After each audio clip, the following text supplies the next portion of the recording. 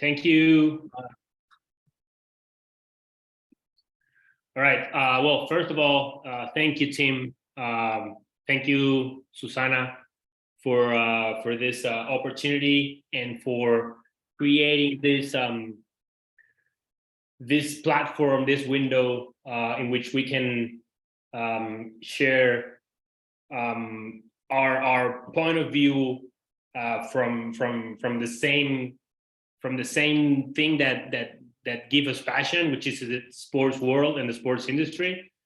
I think Venezuela, it's a country that was pretty solid on the map during the 80s and the 90s, and then kind of vanished for a while due to mostly political reasons. But the fact is that a country never stops from going, like either forward or backwards, but a country never stops. And there's a reality that I always remark is that even in the worst crisis, the sports industry never stops, because it's entertainment, and it's also a way for people to accomplish stuff that their original environments wouldn't let them to. All right, so sports is a way out. I'm gonna talk a little bit about myself. My name is Pablo García. I'm a lawyer, graduated from Universidad Católica Andrés Bello here in Venezuela. Then I moved to Chicago to do master's in intellectual property and sports law in the John Marshall Law School. Came back for a while, and then moved to Spain to do sports management in the Universidad Pompeu Fabra in Barcelona. Right now, I'm partner at this Ontier law firm. It's an Spanish law. It's an international law firm based in Spain, with offices in Caracas, in Peru, United States, Italy, many countries. And here I developed the sports law practice and an intellectual property practice. But also I founded Makers, which is the first multidisciplinary agency founded in Venezuela. We're not focusing only on one sports. We're focusing on, actually right now we're focusing on 3 sports: soccer, men and women soccer, baseball, and golf. Okay, so I started representing women's soccer player back in 2015, because I thought that was my way into the sports agency industry. All right, so there was a very few competition, so it wasn't hard to get in. And now I've managed to place 5 players in the first division of women's soccer in Spain. So that gave me a little sense about what it's like to be an agent in Venezuela. And then I decided that I wanted to do also men's soccer. And then I decided that I wanted to do also baseball. So I got my license from the MLBPA. And then I have a very good friend from, it's the son of a very good friend. He's a professional golfer. So I decided, you know what, I'm going to give it a try and help him out with his career. He's currently in the PGA Tour Latin America, which we received the news yesterday that is joining the PGA Tour Canada to create a whole tour, which is called PGA Las Americas, for 16 events within Canada, North, Central, South America. Okay, so what does it mean to be an agent in South America / Venezuela? I'll say it's the same thing as being an agent in the States. However, there's a tiny difference, that whenever your athlete is going to do a big step in their career, it usually means that they need to get out of their country. So that's a huge thing. It may sound silly, but whenever you see a Venezuelan baseball player in the majors, that guy left his home when he was 16 years old, without knowing the language, without having ever left probably his hometown. He's never listened to another language. He have never faced winter. So to be an agent in Venezuela means that you need to, as an agent, you need to provide them with opportunities to go elsewhere, develop themselves as athletes, but also you need to prepare them for what it's like to get out of what there have been their reality since they were born. Okay, most of the athletes, the professional athletes that come from Venezuela, and I'll say South America, but I'm going to specific in Venezuela, comes from very, very poor social environments. They come from, I don't know, we have a word in Spanish called caserío. I think in English is hamlet, which is it's smaller than a small town. It's just a street with 3 or 4 houses. So to get them out of there, it's not as simple as it sounds. It's not like, hey, listen, you was signed by the Oakland A's, and you'll be moving to the Dominican Republic, and then you'll be moving to Arizona, and then you'll be a big star in the big leagues. It means that they need to, as I said, let the home, go to another country. So you need to kind of like prepare them to do that. And also you need, as an agent, you need to be prepared to negotiate with people that doesn't share your culture. So you need to be that bridge between your athlete and his comfort zone, and what you are trying to get, and the world that you are trying to get him in. And I said it about baseball, but it's also applicable in soccer as well. A guy that comes from a very small town in Venezuela, then all of a sudden gets traded to a team in Madrid, for example.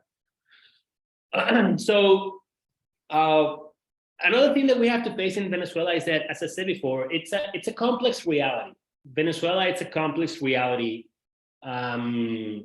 since the past, I don't know, 20 years or something. And we have had hyperinflation. We have had many presidents, many elections. We have had US sanctions. We have had a protest, a bunch of protests in the streets. We have had political matters and situations that get this reality very, very, very, it creates a very, very complex reality. You as an agent need to create a small bubble and try to avoid that reality doesn't touch your player and his environment. For example, lack of money to buy food. During the process of the representation, you need to be there for them and for their families. And those are the things that they're going to put you on top of other agents that maybe doesn't understand their realities. I'm going to give you an example. There's no way Scott Boras knows what's going on within a player's family back in a place called Tucupita in Venezuela. It's impossible. That's why he have a bunch of agents, including Venezuelan agents, that kind of like understand that reality. So it's very important for us to kind of like understand that we are living in a complex country with a complex reality, and try to avoid that reality touches directly to your player, so your player can focus only on playing good and develop themselves as agents. The next slide that I always try to do, it's share a couple of experiences that I've had by being a sports agent. It's and trying to like understand the sports that you are working specific in each different case, and also as I said before, the reality of the Venezuelan market. Once I had a player that he was signed by the Toronto Blue Jays. He was in the minors. And these guys come from a very, very crazy family, very, very poor environment, very, very, very, very little education. So he goes, he gets a huge signing bonus of $500,000. He buys a huge fancy car. He bought a very nice house to his family and left. So he was getting late to practice, getting late to meetings. So the team kind of like the team sanctioned the player by making him clean all the shoes and all the clothes for the other players. So the guy said, you know what? F it, I'm not gonna take it. I'm going back to my country. He came back. At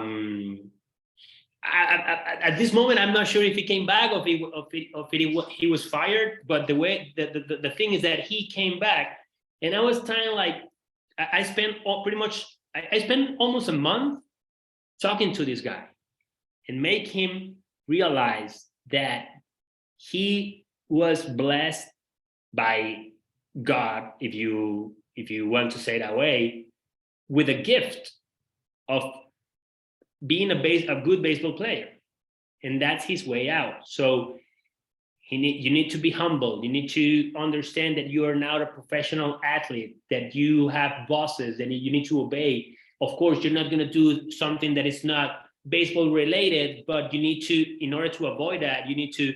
So the guy at the end, he kind of like, he understand it. I talked to the team. They bought a ticket to give him a second opportunity, and the guy didn't get on the plane. I spent over $2,000 to get his passport on time, because at that moment the national office that issue passport wasn't working. So we pull a few strings. So we pay a bunch of money to get him his passport. I spent over a month talking to this guy and his family to make him understand what he was facing, and he just didn't get on the plane.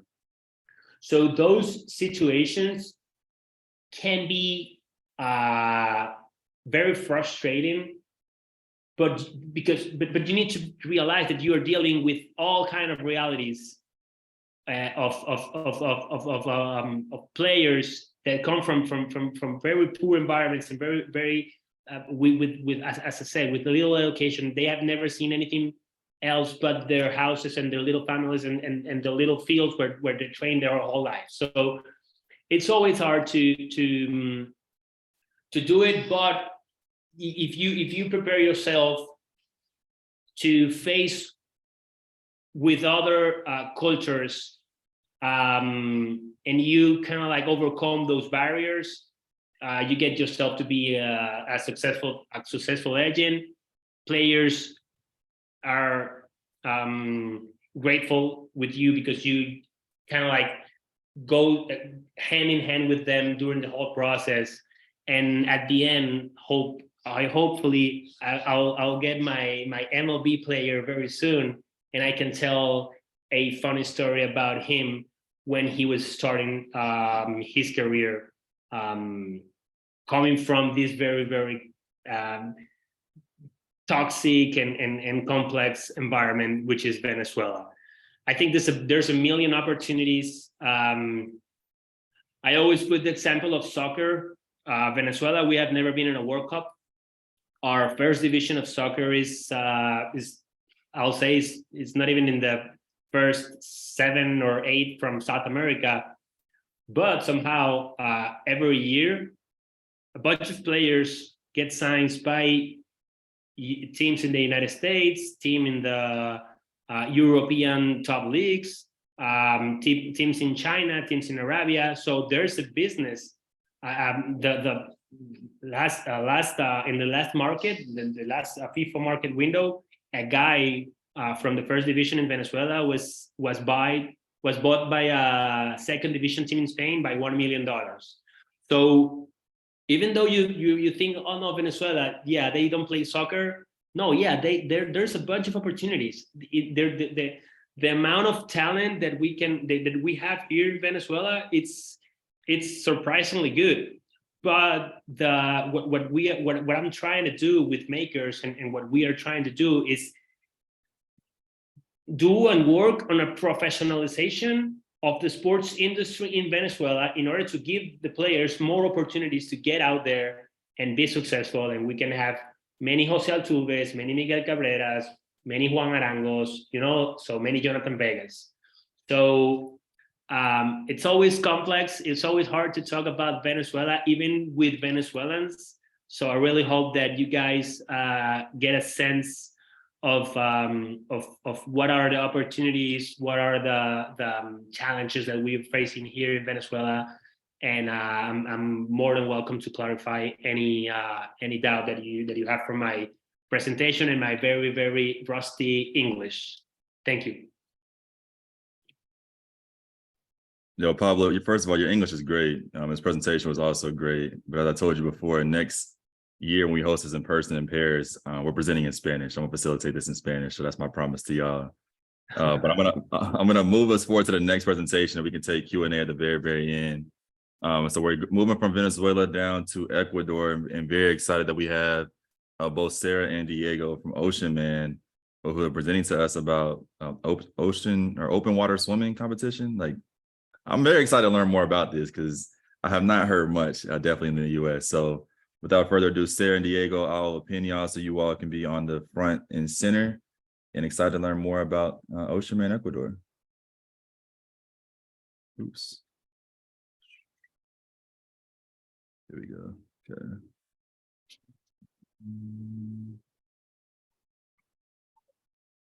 Okay. Hi, team. Thank you very much for your introduction. And thank you very much, Sara, a very good friend of mine for ages. And thank you very much for the invitation. And she's Sara, she's my wife. You can start, Sara. Yes, thank you very much. Well, my name is Sara Palacios.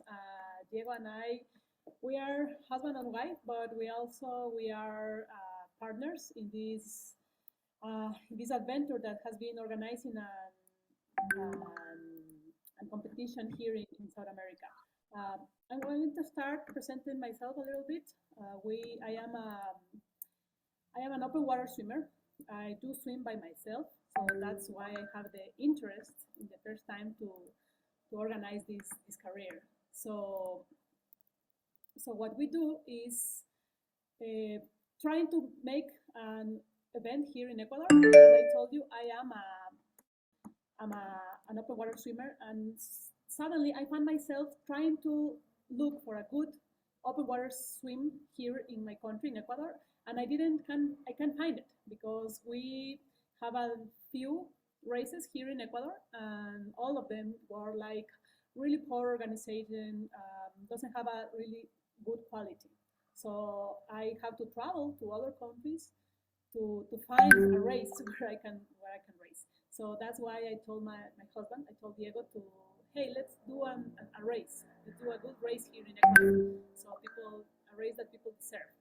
So what I do was talking to this franchise, which is Oceanman, and I told them who I am, what I do, and that I want to organize the race here in Ecuador. So they give us the opportunity. So this is an open water swimming circuit of races that is held in approximately 25 countries worldwide. And Ecuador was the first race in South America. Previously was held in Mexico and in the Caribbean, but we were really proud to be the hostess of this race. So actually, organizing a race here in Ecuador and in South America is really complex. So I will start to talking about the good things. Maybe Diego want to. I don't know if you can hear me well. Yeah. Okay. Thank you. Okay. So a good thing about organizing this race was that, as I told you, previous Oceanman here in Ecuador, there was really poor quality. So now we have this standard. And after we do Oceanman here in Ecuador, a lot of races began to start to be held here in Ecuador with good quality, with good security standards, and a lot of good things. And I am kind of proud of being part of this change in the sport that I love here in Ecuador. Also, there are a lot of hard things that we have found in the way, and Diego is going to talk about that more. So I don't know, Diego, if you want to continue.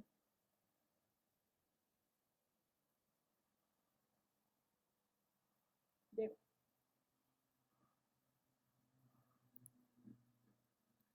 Okay, thank you very much.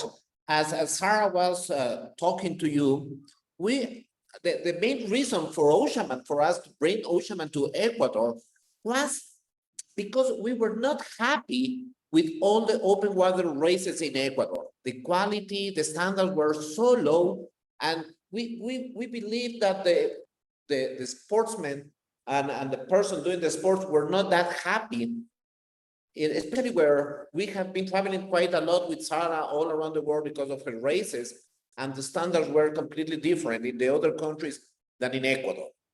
That was the reason why we decided to bring a franchise to Ecuador, to bring a good experience to the people, to the swimmers, so they can appreciate what is a real race with high standards. So everything was good in that way because of the standards and stuff like that.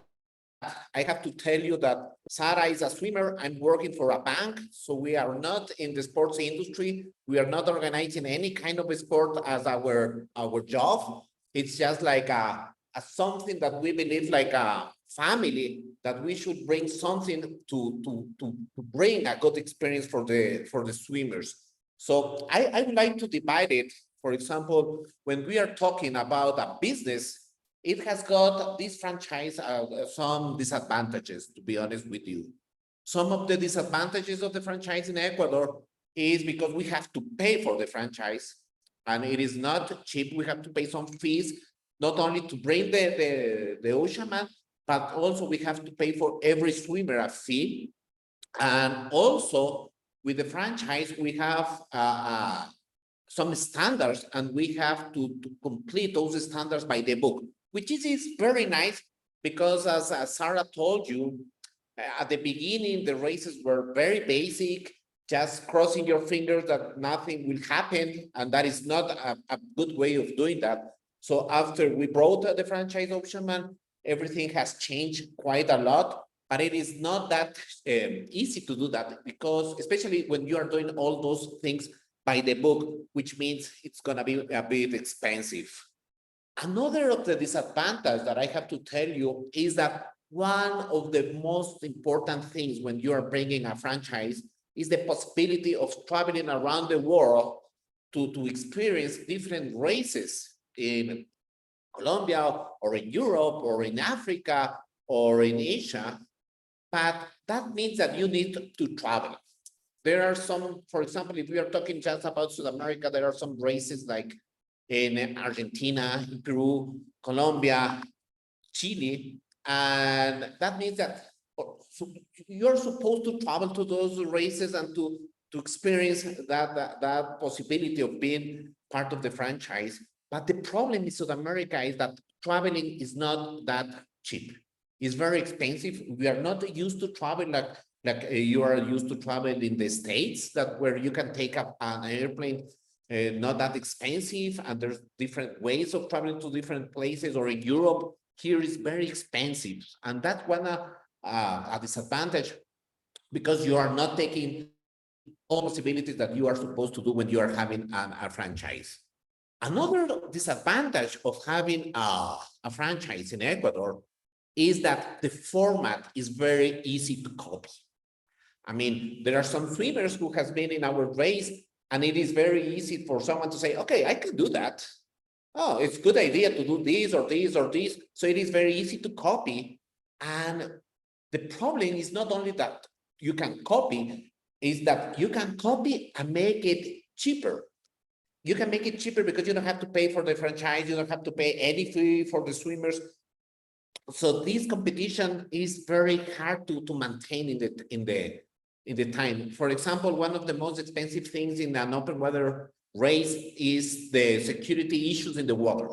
We are expending quite a lot of money with boats, with the safeguards, with the jet skis and stuff like that. So everybody can copy all the stuff in the ground, which is easy to see. They can save some money, reducing the amount of boats and everything like that in the sea, and it is cheaper. And that means that you have to pay less money for being in that kind of races than in a franchise, which is doing everything by the book.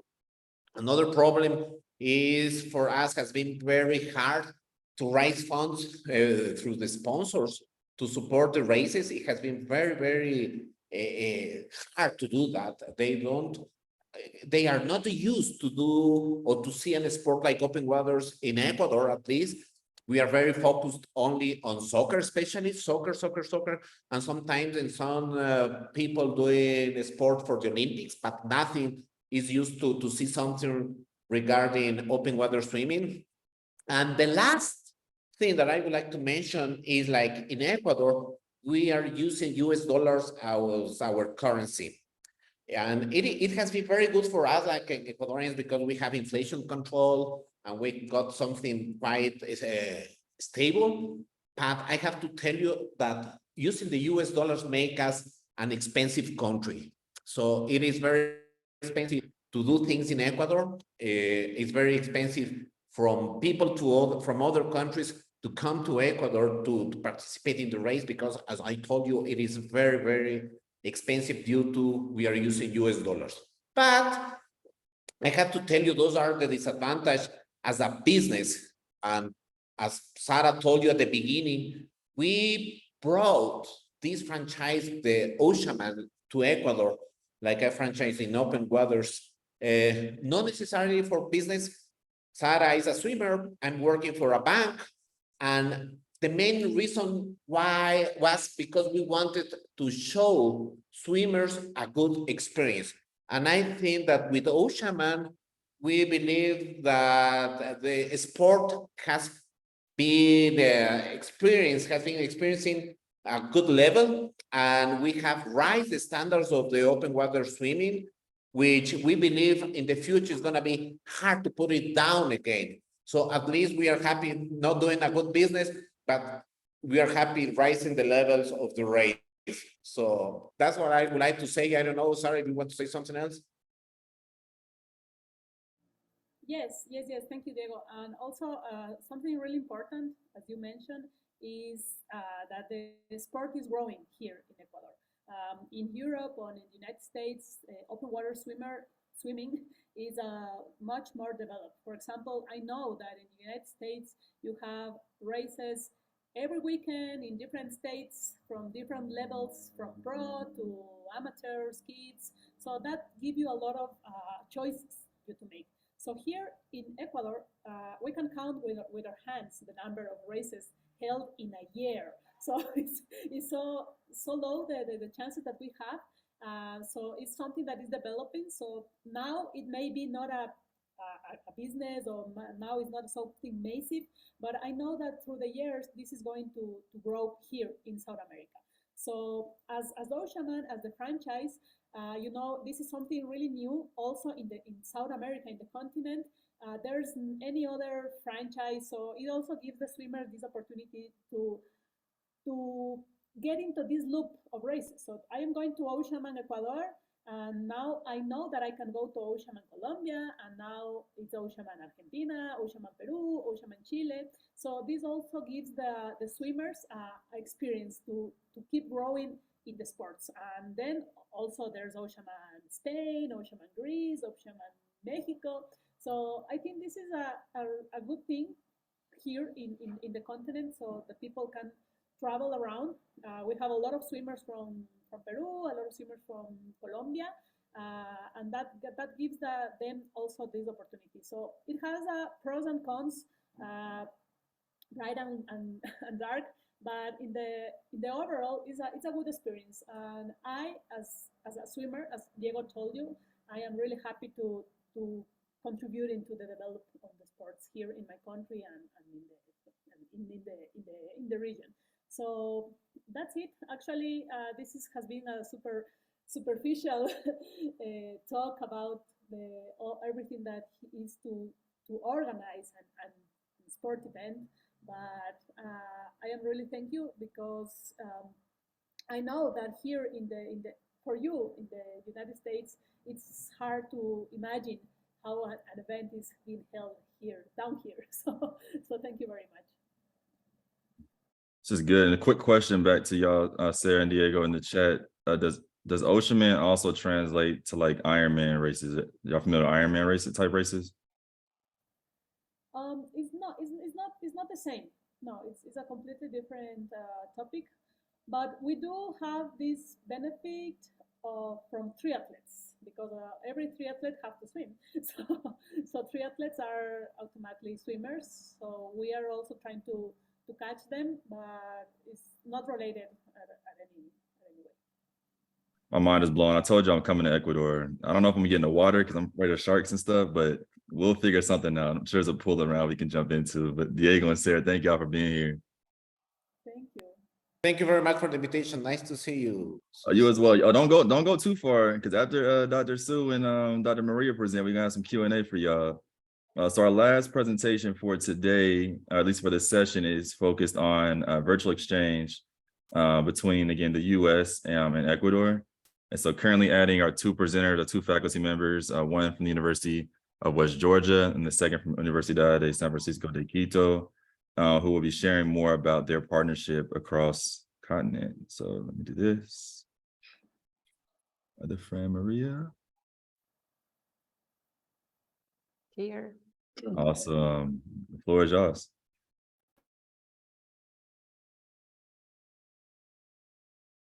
All right, thank you so much. Can you see our presentation? Very good. Okay. Thank you, team, for organizing this. We're very excited to bring the information to you. And Dolo, go ahead, and Dolo is going to start with you. Hi, everyone. I'm very glad to be here. We are very glad to be here. Everything starts with a story.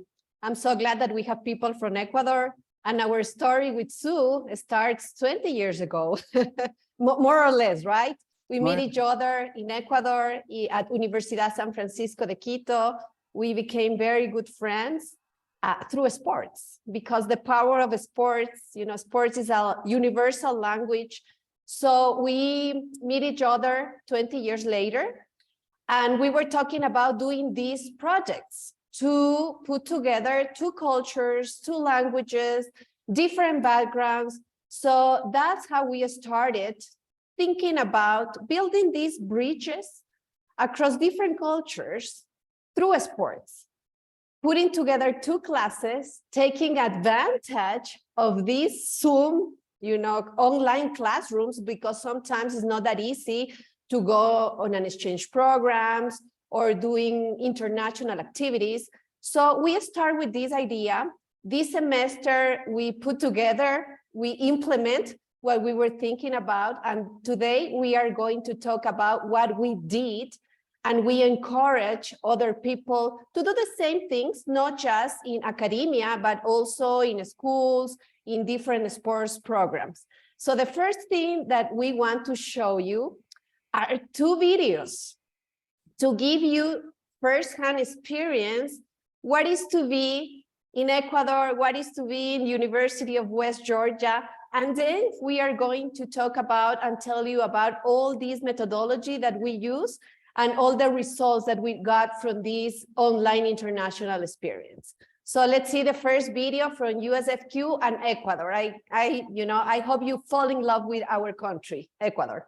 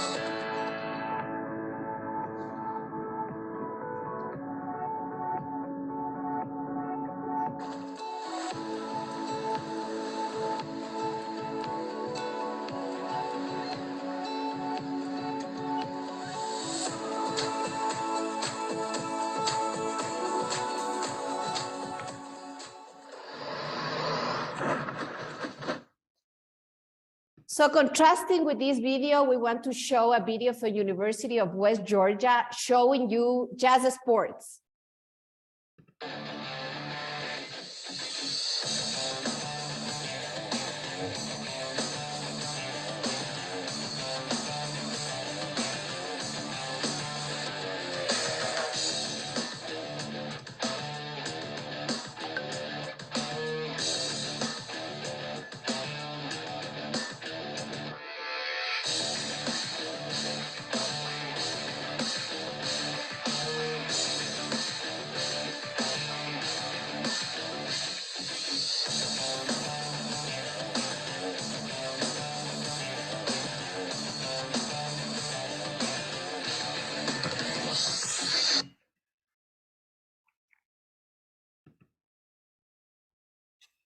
So we wanted to put together the dragons and the wolves, which is our mascots in USFQ and UWG. And first we want to explain what is a COIL methodology. What methodology we use to put together 4 classes, 80 students with 2 professors. So this COIL methodology means collaborative online international learning, which means that we put together not just students, but also teachers, and in this case, 2 countries, to collaborate in different projects. This project doesn't have to be huge, can be a one-day project or can be, a one-year project in their course work. So that's what we did in 2 different classes. Next slide. So we spot the necessity, the need to prepare these professionals to have a successful career, but creating a global mindset, creating for them a global environment, and in this case was online. So we collaborate between Sue and me, 2 professors, between 80 students that they speak Spanish and English. And in this case, our kids from Ecuador, all of them has to speak English. And I think that Sue, later is going to tell you that the people from the US feel this need that they need to speak another language. They have different cultures, and we put together different classes. In the undergraduate, the marketing and law sports classes, and in the postgraduate students with 2 universities. Go ahead, Sue. All right, so now I would like to tell you a little bit about the methodology that we followed in order to build this project. So first of all is develop a partnership. You need to have this counterpart in the other country, the other institution. So Dolo has been a key in the realization of this project. With this partnership, you can start working on a similar project. We have to keep in mind that our groups, our classes, our students are taking different majors. For University of West Georgia students, they are sport management majors. And for Universidad San Francisco de Quito, they are marketing and advertising majors and MBA students. So mixing those 2, we want to get the best out of both of them, not just mix the culture, but their knowledge as well. So we have to align the course goals and the outcomes of this project. The main goal that we have for this project is to provide the students with this opportunity to get a deeper understanding of the cultures and have a different perspective outside of the United States, outside of Ecuador, and get them together in this one project, while developing, of course, important skills for the success in this globalized work. We assigned this project, and this was an hypothetical international sport agency. So we had 3 volunteer student athletes from University of West Georgia that were these mock clients. So these were pretend clients coming to the international agency and requesting their service in regards to trying to build their brand in social media and trying to locate whether they could be sponsors of certain brands. So that was the project in synthesis. Then the student interaction, we had the Zoom meeting, and we put this group of students, mixing them and trying to get them to interact with each other. They completed the project, the content area part, and then finally we did an evaluation, just trying to get feedback. This was the first time that we were doing it, so with this feedback we can improve it in the future. So the activities were divided in two. The first one, that was the main goal, was the icebreaker, so Dolo. Yeah, I want to tell you that in the first place, we were trying to organize, all these just knowledge activities. But then we realized that it was more powerful to start knowing each other, to start knowing the social environment, the cultural environment. So we base our questions in an ecological model, which means that we don't live as an individual, but we live as a part of an ecosystem. So the first question, was like the main question is like, what are the most popular sports in your country? Because we thought that sports is a universal language. Sports is something that get us together, unite us together. So of course, in Ecuador, we start talking about soccer, and in the United States, they start talking about American football. And then, they break this ice between students that doesn't know each other, that some of the barriers are the language, of course. But then we encourage them with an outline of questions, so they start talking about, for example, what is your culture like? They talk about the foods that we eat here, the sports, the family. Some of them start talking about politics, what's going on in the country, about economic, about social environment. For example, I was listening to Pablo, and we have very similar things with Venezuela too. We have these economic problems. And then the students, the younger students, even they start about talking about parties, about how they socialize here and there. And then, the last question was about their motivations. And they realized that they were very similar, that they have the same needs, that they have the same hopes, the same dreams. And, the conversation, what was developed like in 25 minutes, 30 minutes, resulted to be very short, and they wanted more. But then we have to pass to the second part, which was the knowledge part. So Sue, you can tell about, what we did in the second part of the project. So in the second part, which was the content part, the content area of the project, we wanted to also, after they interacted, they knew about each other, we wanted to also make sure that they can work together, that they can bring their strengths, and they can collaborate. So the things that they had to do was to present 3 deliverables and potential compensation to their more clients. They had student athletes, so they will give them advice on how to raise their brand, suggest an approach, whether it's local or regional. What is the unique value proposition? And recommend to these student athletes, and why they saw this in them, and who should be the customer target audience, like who, from an outsider perspective, who do they think that they could actually influence and have their as their target, the main target. We thought about this because of the need of these professionals, knowing the background, the cultural background, but applying it in the professional side. So we continue, and some of the benefits, we would like to talk about the benefits of this COIL experience, was breaking stereotypes. We all have stereotypes, not just within the country, but within regions and continents. So interacting really enable us to know more and break these stereotypes, increase tolerance. As we learn from a different reality and we learn from different situations, we also learn to tolerate different backgrounds, differences in what they like, what they don't like, and learn from each other. Also, it promotes dialogue.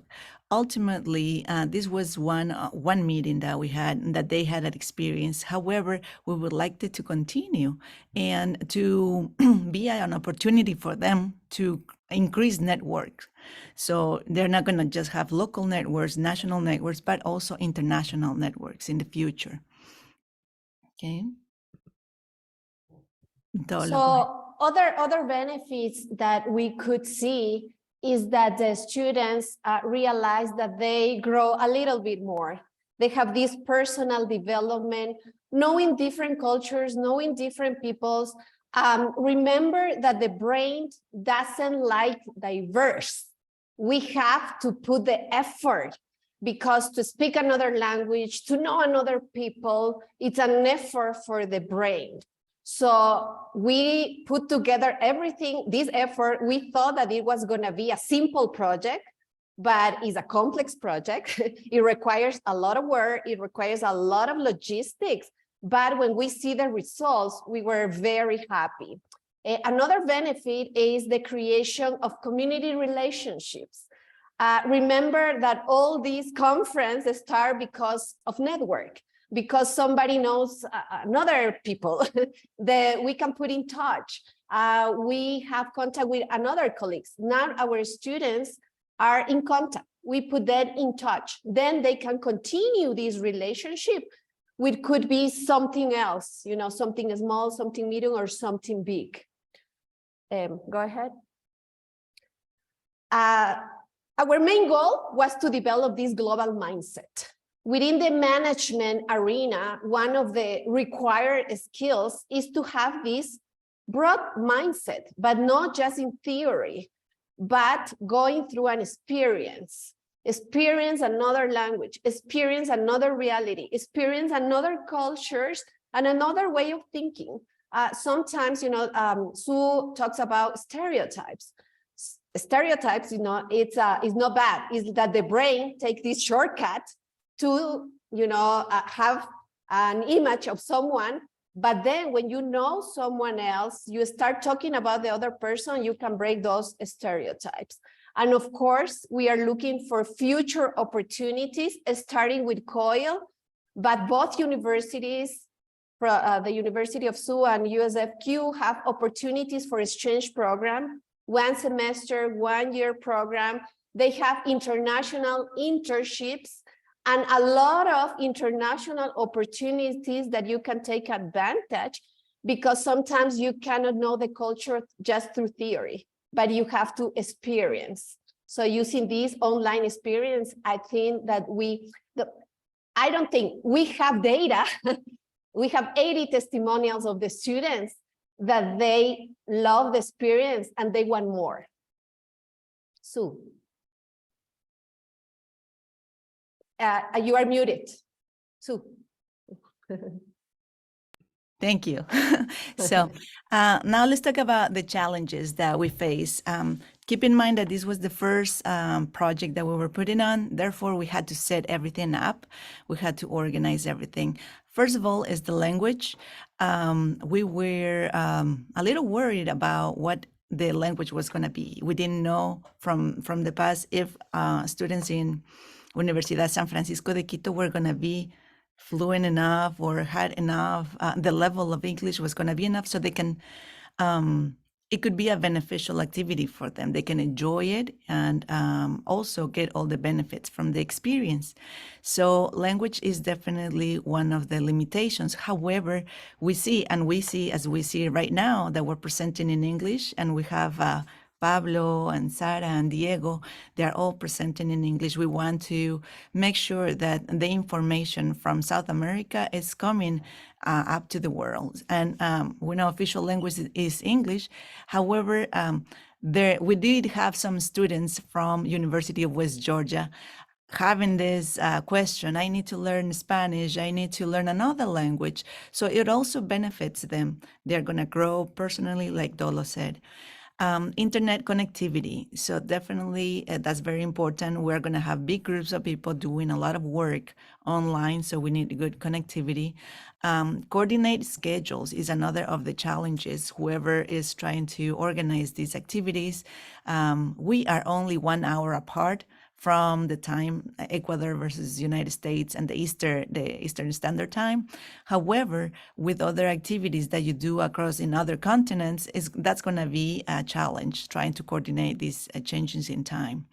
And it's time consuming to prepare. We would like for the next activities to give more time to the students to interact, to network, and reduce a little more time on the preparation stage. It is a lot of time consuming to prepare. However, now knowing that we're already done, we have the structure, a strong structure, we know it's gonna go easier next time.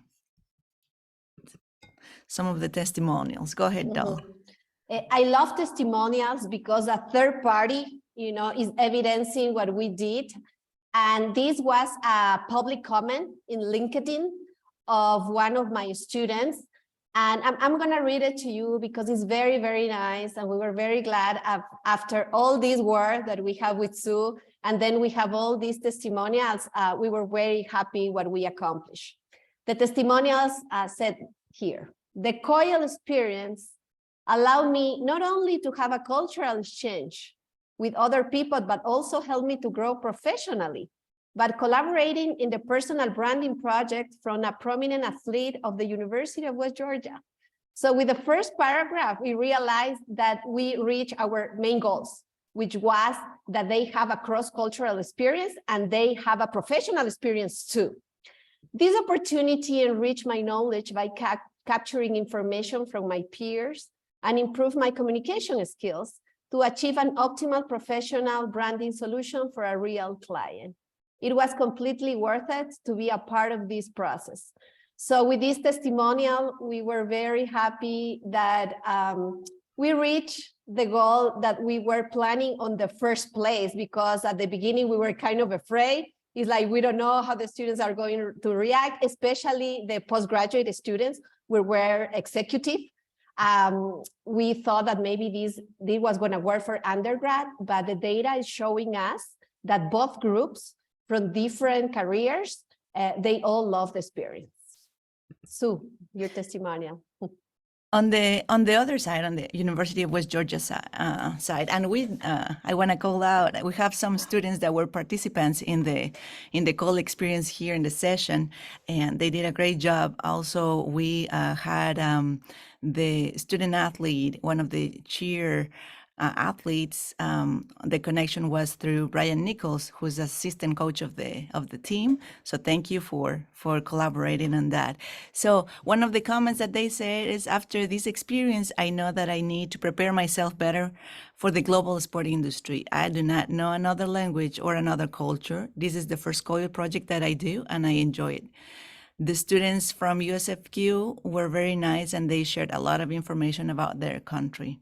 So it's just another way to also travel. We mentioned traveling costs being very expensive, not having the time to move to another country or travel to another country for a long time. Well, this is a good opportunity to have that experience. And so just a quick summary, it was a collaborative online international learning project with over 80 students, two professors, University of West Georgia, Universidad San Francisco de Quito, and it was a very remarkable experience. Thank you so much, and we're open for questions.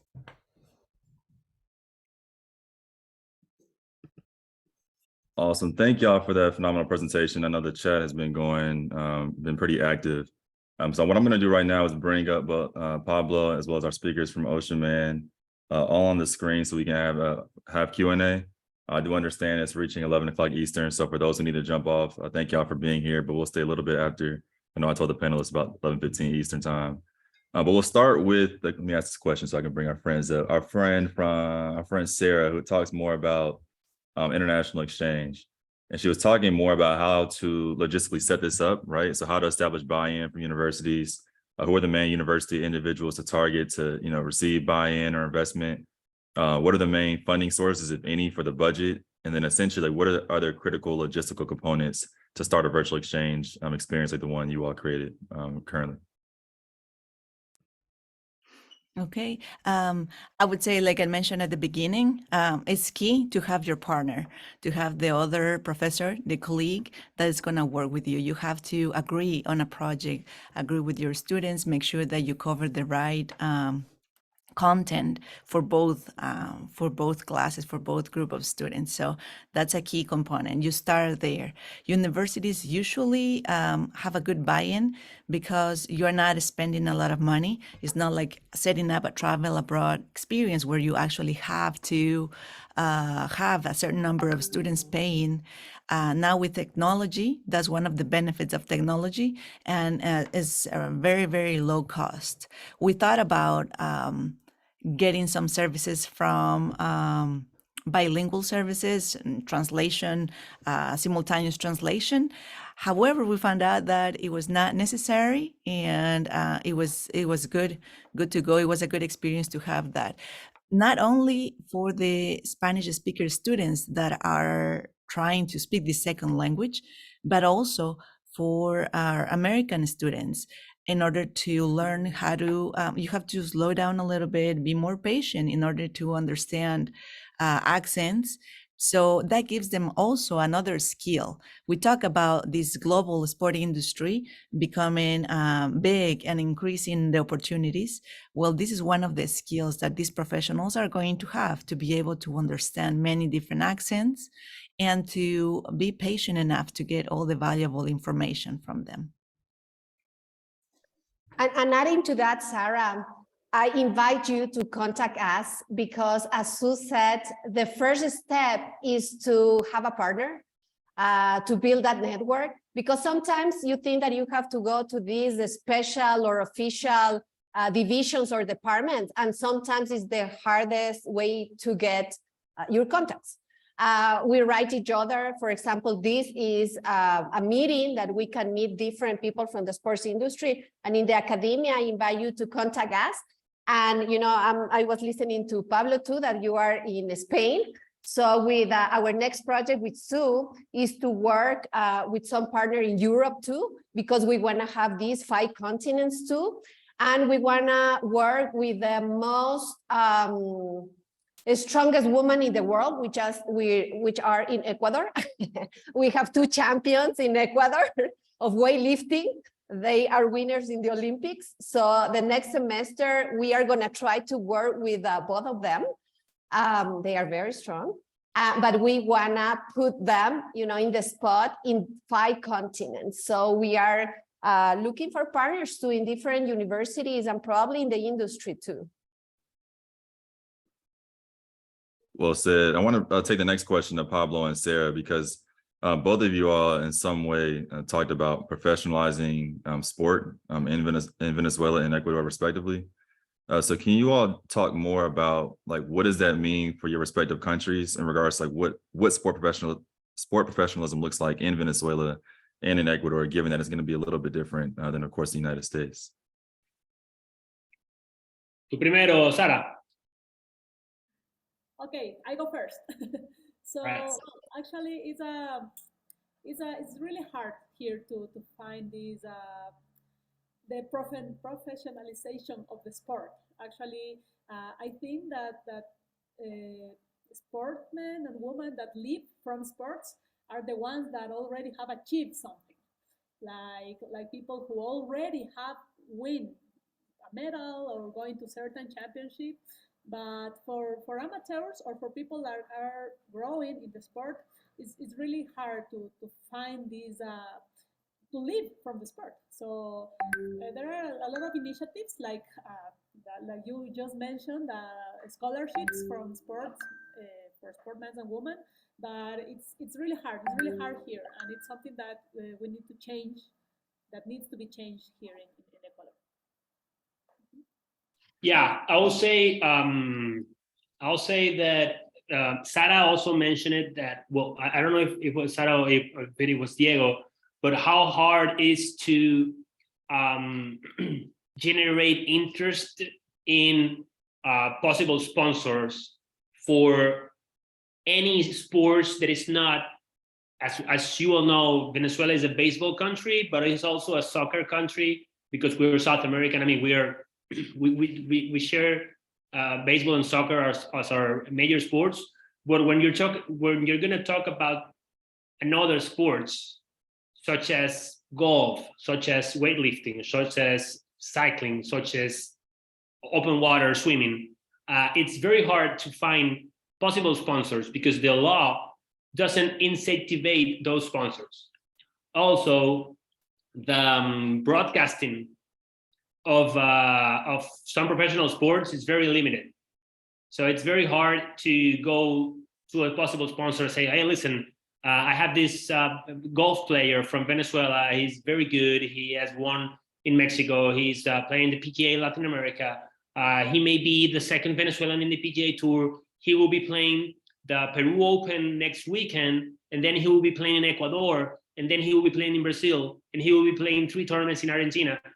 And the sponsor will say, okay, but where are those events are going to be broadcasted? And your answer is going to be nowhere. So this year, for the first time, the Venezuelan Open of golf was broadcasted by a national station, which was a huge advance. But I'll say that to create laws that somehow incentivize possible sponsors for other sports that are not the traditional ones. That's good. And oh, sorry. Go ahead, Pablo. Yeah, I saw Sue question. I don't know if you were gonna say that, Tim. Yep, exactly. Well, I'll say it varies. It varies from each discipline.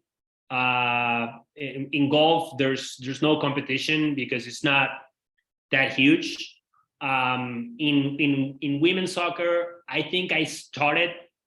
I think I was one of the pioneers that did the women's soccer agency representation or however you want to call it. But then in baseball, it's very hard because you have the training schools of baseball players that kind of like own the players from age 12 until they are 16, and then they sign up a professional contract with the minors, and then they kind of like they switch from this school or training school or whatever. They are now professional athletes, and then the players tend to call their trainers tend to call them their agents, but they're not their agents. So it's there's a bunch of people involved in the baseball business, but only a few of us have a license from the MLBPA to actually go and represent a player before an MLB team. So I'll say it's complicated. It's complicated in baseball because there's a bunch of people involved. Not all of those people are well educated or prepared, and it kind of like gets the environment or the industry more complex. So yeah, in baseball it's hard. I wouldn't say that there's a bunch of MLB PA certified agents, but definitely it's the sports in which it's more complicated to get in as an agent. This is good stuff. All right, I'm gonna try reading this question from V. This is a good coil moment for my friends in West Georgia and in Ecuador. But muchas gracias por la información que han dado todos hoy. That's good. We good? Ah, you're doing great, man. I told you I speak Spanish. I see V on the call. She's gonna be laughing on her screen. But me parece muy interesante todos los temas que han tocado. ¿Han pensado hacer algún programa entre estudiantes atletas que hablan español, que son latinos estudiando en USA y los que están estudiando en Ecuador o Latinoamérica? Sería interesante ver cómo las diferentes experiencias dentro del deporte y la universidad, pero mismas o similares identidades colaboran. Wow, I feel like I was in 3rd grade doing popcorn again. I don't know what question who that's tied to, but great question, V. I can I don't know, Vanelli, if you want me to answer in Spanish or English, but I will say I have a couple of student athletes that I've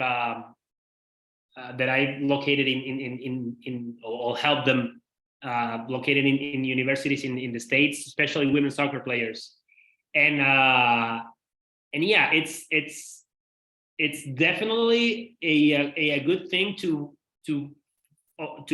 give them space to share their experiences being Latin American student athletes with scholarships in the States, because it's a very, very complex thing to understand.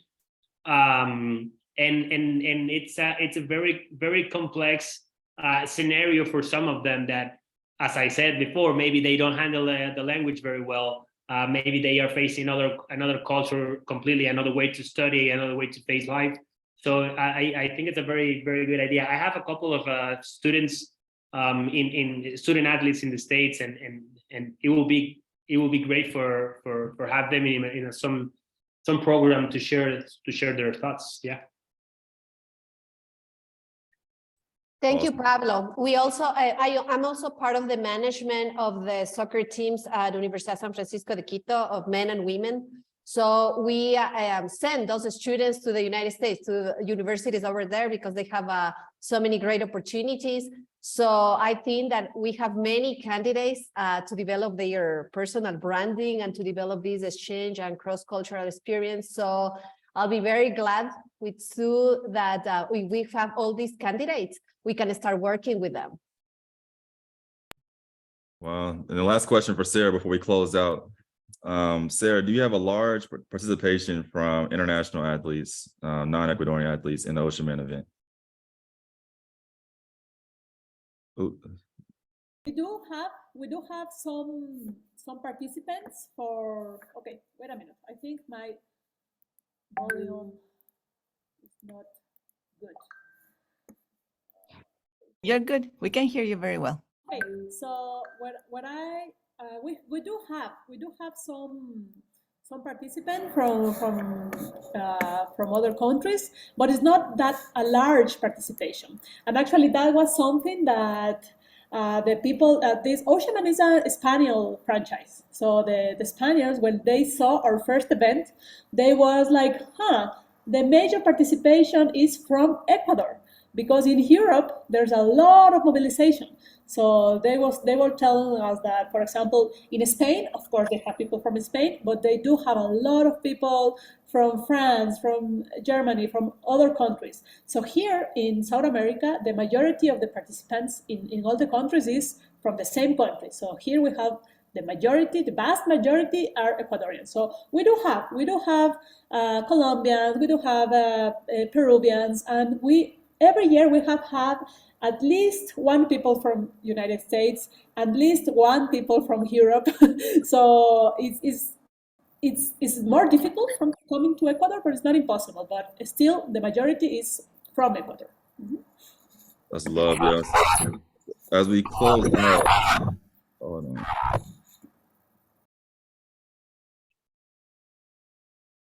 All right, hope that's better.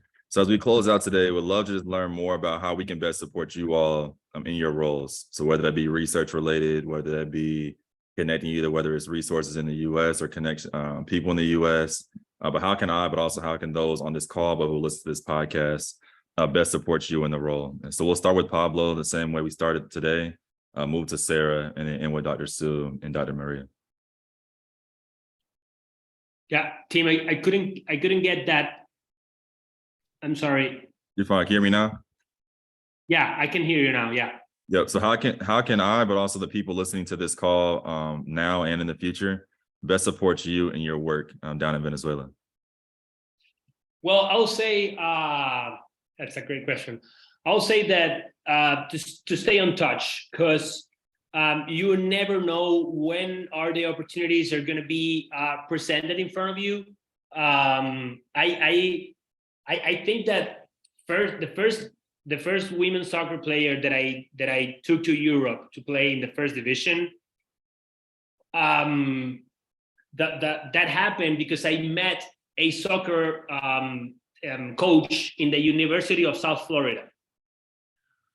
because I was taking a player to do tryouts, and I met this coach, and we were talking. So one day, like maybe 2 years later, he emailed me and he said something like, "Hey, listen, I heard about a team in Spain in first division that is looking for a keeper. I'm not sure about the name of the team, but I know it's in the first division." So I started like doing my research to see which team might be interested. So I kind of like I emailed like 4 or 5 teams that I thought, and one of them was actually from Tenerife, and the deal happened. I took the player there, I met them, and from that moment I've taken over 5 girls to that team in Spain. So it's just about talking. It's just about sending an email. It's just about keep the communication flowing. That's the best way, because you never know if one of the guys that is hearing me right now say, "Hey, listen, I might have a sponsor for that golfer that you have playing that will be playing in the United States, the Canada and South America." So yeah, maybe this contact of mine that owns a company of whatever, it's interested in getting him sponsored, So never hesitate to email me, never hesitate to contact me, whether to present an opportunity or just to ask a question about how it works, about life, about whatever. You never know where the opportunity is gonna come up. So communication. I love that answer, Pablo. Sara, how can we best support you?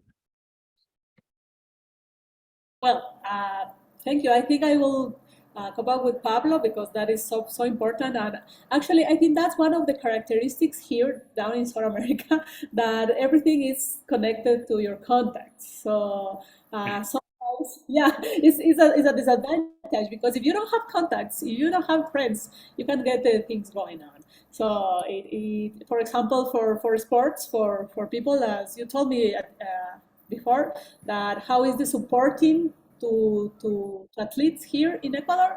It's really hard, because if you don't have the contacts in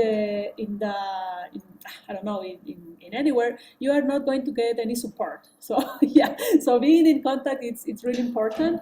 And yeah, also, I don't know, but I think this kind of meetings, I think it will be really nice to keep doing it. I'm really glad to be here and to talk and to share experiences. So yeah, I would love to be a part of anything because I think that sports unite nations. So thank you. That's it. Oh, yeah, we're planning a trip to Ecuador and Venezuela in the chat, so don't you worry. But Dr. Sue and Dr. Maria, how can we best support y'all and y'all's work? Yeah, you're welcome. Just same thing, connecting. Please keep us. I put down my information on the chat. Whoever would like more information about COIL, like Pablo said, or just talk about anything in regards to sport, to international, multicultural, please don't hesitate to email me. I'll be glad to help in any way I can. And definitely these events, team, congratulations for this event, organizing this event. Great job. We'll learn from each other, and I'm sure that we're gonna keep these connections. They're gonna help each other. We're gonna bring a lot of American open water swimmers down to the Oceanman for sure. I do agree too that we have to knock on doors. We have to say, hey, I'm here, I want to do this. The sports, maybe it's just the excuse. We love sports, but what we want is to build this diverse world. It's to know each other as a human being. And our main purpose is to improve the life of people in this world. That's our main purpose. So let's get together, let's unite together. The excuse is the sports, but let's keep in touch and we can do great things. And thank you very much, team, for inviting us to be here, and Sue too, my dear friend and colleague. Nice to meet you, Pablo and Sara. Nice to meet you as well. Thank y'all. So to close this out, man, I had to just look up on my email. So Dr. Sue, I emailed you October 2020. And I started my PhD program August 2020, just letting you know I was interested in international athletes, something. Okay. So to see this relationship come together 2.5 years later and manifest in a panel like this has been a godsend in many ways. So I want to say thank you for your leadership. Thank you to our guests, Pablo, Sara, and Dr. Maria for being present today. But as y'all said, this is literally just the beginning. I have ideas that are definitely turning in my head. I'd love to stay in contact. But we'll reach out to y'all to plan this trip to South America, hopefully sooner than later. Everyone else, thank y'all again for tuning into this session or tuning into this podcast. I look forward to having more conversations with you all focused on whether it be international agents, open water swimming, but also COIL. And look forward to seeing y'all later this week as we continue throughout our summit. But thank y'all again and have a great rest of your day. Peace out. Thank you. Same to you. Bye.